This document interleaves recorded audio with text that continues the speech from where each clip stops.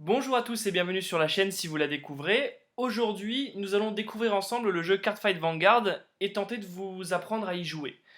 Dans cette première vidéo, nous verrons tout d'abord les bases, avec les différentes zones qui composent le tapis de jeu, savoir lire les cartes, etc. Dans une seconde vidéo, nous vous montrerons le gameplay au travers d'une partie commentée. Mais avant tout, une petite présentation. Cardfight Vanguard est un TCG ou Trading Card Games, ou encore jeu de cartes à collectionner en français, sorti en 2012 dans sa version internationale et édité par Bushiroad, aussi à l'origine de Weiss Schwarz et Future Card Buddy Fight par exemple. Le jeu connaît un franc succès dans le monde. ヴァンガードは日本でも、流行ってるんですが、実は世界もう40カ国50カ国でプレイされてるゲームです。ミラジョボビッチ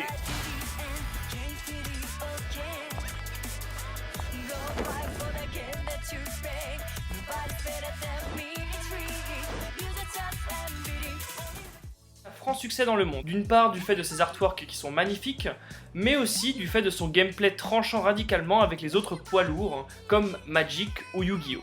En effet, Vanguard signifie avant-garde, et désigne le leader, celui qui montre la voie. Il représente également les deux joueurs dans le monde de Cray, le monde des unités du jeu. Le Vanguard est sur le terrain au centre d'une armée qu'il va falloir construire pour aller attaquer le Vanguard adverse, tout en conservant assez de ressources pour protéger le vôtre.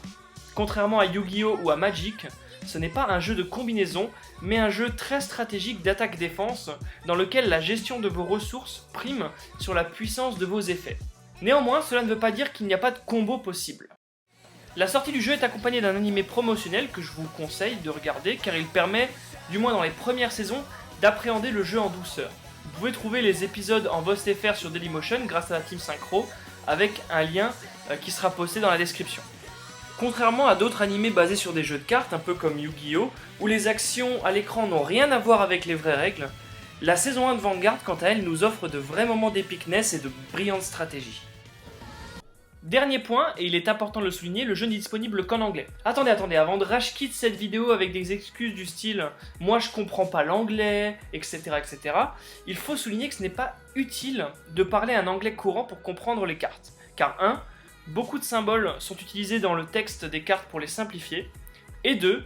Les mêmes phrases ou les mêmes termes reviennent souvent et sont quasiment transparents. Par exemple, un texte courant dans les effets de cartes sont « When this unit attacks, you may pay the cost if you do ». Quand cette unité attaque, vous pouvez payer le coût si vous le faites, etc., etc. Maintenant cette petite présentation finie, rentrons dans le vif du sujet. Tout d'abord, savoir lire les cartes. Dans Cardfight Vanguard, il n'existe qu'un seul type de carte, les unités. Contrairement aux autres TCG traditionnels, il n'y a pas de carte sort, piège, terrain ou mana. Tout se joue avec des créatures. Il existe néanmoins 3 types d'unités.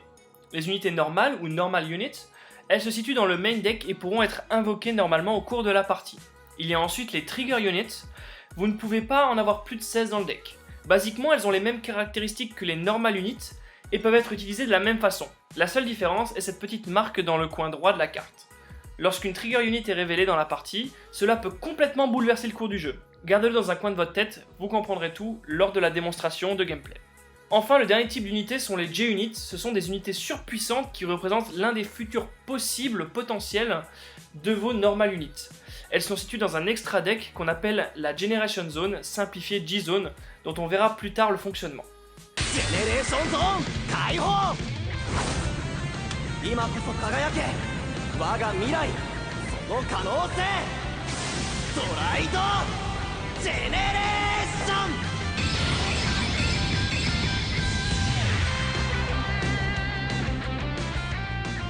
クロノドラゴンネクステージ Sur une carte Vanguard, on peut lire différentes informations. Dans un premier temps, il y a bien sûr le nom de l'unité. Ça peut être très important car certaines cartes interagissent avec des Vanguards de noms bien précis et il existe bien entendu des familles de cartes bien précises. Par exemple, Mousquetaire chez Néonectar. Vous avez également la nation à laquelle appartient l'unité, ainsi que son clan. Bien que la nation importe peu, le clan lui est très important car dans un format classique de tournoi, votre deck ne peut être composé que des cartes appartenant au même clan. Ça semble un peu brider le deck building, mais ça limite surtout beaucoup les abus, même si le deck building, lui, reste quand même très vaste. Petit aparté pour vous dire que Vanguard possède une diversité incroyable, puisqu'il n'existe pas moins de 24 clans, répartis en 6 nations. Chaque clan possède son propre univers graphique, mais aussi un gameplay qui lui est propre. Par exemple, comme vous pourrez le voir dans la vidéo de gameplay, le clan Kagero est essentiellement composé de dragons et de Dragon Knight. Sa mécanique se base sur la destruction d'unités adverses et son mot-clé est Blaze, un effet qui s'active lorsque vous possédez plus de créatures que l'adversaire. Autre exemple, Gold Paladin est un clan qui permet d'appeler des unités du deck. Plus il y a d'alliés sur le terrain, plus votre formation sera redoutable. Son mot-clé est Unite, un effet qui s'active lorsque 2 unités ou plus sont invoquées durant ce tour. A vous maintenant de trouver le clan qui vous correspond. Ensuite, vous avez la puissance d'attaque. Cette information va être très importante lors de la phase de combat, tout comme la valeur de shield, mais nous aurons l'occasion d'y revenir. En haut à gauche se situe le grade de votre carte. Cette information est capitale dans une partie car vous ne pouvez pas invoquer sur le terrain des cartes dont le grade est inférieur à celui de votre Vanguard. En dessous se situe une capacité spécifique au grade de votre carte. Les grades 0 et 1 ont la capacité Boost qui leur permet de donner la puissance aux unités se situant dans la même colonne sur le terrain. Les grades 2 ont la capacité Intercept qui leur permet de défendre depuis le terrain. Et les grades 3 ont la capacité Twin Drive et les grades 4 ont la capacité Triple Drive, dont on reviendra plus tard dessus. Enfin, outre le texte d'effet de la carte, en bas, vous pouvez voir le critical qui est la valeur de dégâts infligés par une unité si son attaque atteint le Vanguard adverse. En général, celle-ci est toujours de 1, mais elle peut être augmentée par effet. Si vous n'avez pas tout suivi, ce n'est pas grave, reprenez la vidéo tranquillement, mais on reviendra dessus, ne vous inquiétez pas, lors de la seconde vidéo sur le gameplay. Il est temps maintenant de vous présenter les différentes zones du terrain. Je vais maintenant vous présenter un peu l'espace de jeu, le tapis et les zones du terrain, les différentes zones du terrain. Donc tout d'abord, de façon très classique, on a la zone de deck. Donc c'est là en fait où vous allez mettre votre main deck, comme dans tous les jeux de cartes, face cachée ici. Vous avez ensuite la drop zone. Donc la drop zone, c'est un peu comme le cimetière à Yu-Gi-Oh! Ou comme dans n'importe quel jeu de cartes, c'est la zone où vont les cartes lorsqu'elles sont détruites ou lorsqu'elles sont par exemple ici utilisées pour se défendre. Ensuite, nous avons la Generation Zone, donc c'est ce qui correspond à peu près à votre extra deck. Donc en fait, vous prenez votre Generation Zone ou J-Zone et vous la mettez face cachée ici. Donc c'est sur cette zone-là que vont apparaître justement les J-Units de grade 4. Au début de la partie, c'est très important, il faut la mettre face cachée. Ensuite, vous le voyez, vous avez 7 cercles sur le terrain. Donc le premier est le cercle de votre Vanguard. Donc au début de la partie, on va placer une créature de grade 0, donc qui s'appelle le Vanguard, qui va être indestructible et qui ne va pas pouvoir être retirée du terrain. On va la placer dans ce cercle qui se situe au milieu de l'espace de jeu. Donc alors le Vanguard, il va évoluer au fil du jeu, on va le faire passer du niveau 0 au niveau 1, puis au niveau 2, puis au niveau 3. Et en fait, le but du jeu, ça va être de protéger son Vanguard et d'aller attaquer le Vanguard de l'adversaire. Donc quand votre Vanguard est touché par une attaque, vous allez mettre des cartes du dessus de votre deck dans cette zone ici qu'on appelle la damage zone. Et lorsque vous arrivez à 6 dégâts, vous avez perdu la partie. Donc ici, comme je vous l'ai dit, c'est le cercle de Vanguard. Donc sur lequel vous placez votre Vanguard qui encore une fois sera indestructible et qu'il faudra défendre et avec lequel vous pourrez attaquer. Et vous voyez que vous avez 5 cercles de rearguard. Donc imaginez un peu que votre Vanguard c'est le général de votre armée. Les rearguards sont à côté des créatures qu'on va pouvoir invoquer qui vont constituer l'armée du Vanguard. Donc alors ces créatures, contrairement au Vanguard, elles pourront être détruites lorsqu'elles sont ciblées par une attaque et elles n'entraîneront pas la prise d'un dégât si jamais elles sont détruites au combat. Autre chose, vous voyez qu'en fait le terrain est constitué de 1, 2, 3 colonnes et de 2 lignes. Donc alors on va commencer par les lignes.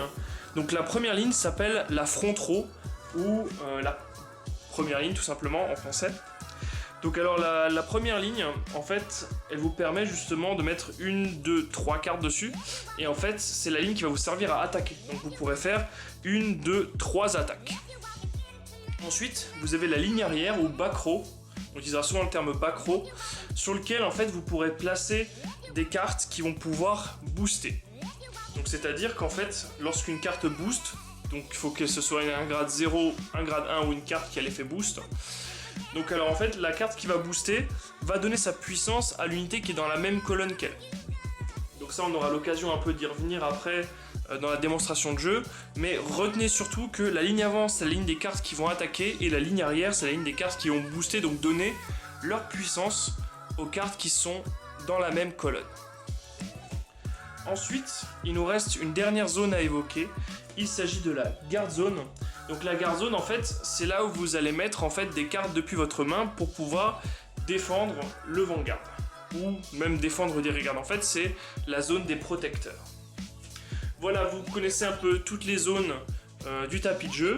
Maintenant, on va pouvoir avancer un peu dans notre explication des règles.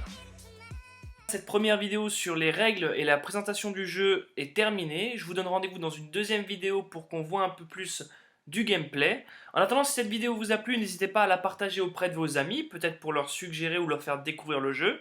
N'hésitez pas aussi à mettre un pouce bleu et également à laisser un commentaire si jamais vous avez des questions sur les règles. Je vous donne rendez-vous dans une deuxième vidéo pour approfondir un peu ce qu'on connaît de Vanguard et je vous dis à la prochaine sur la chaîne. Salut!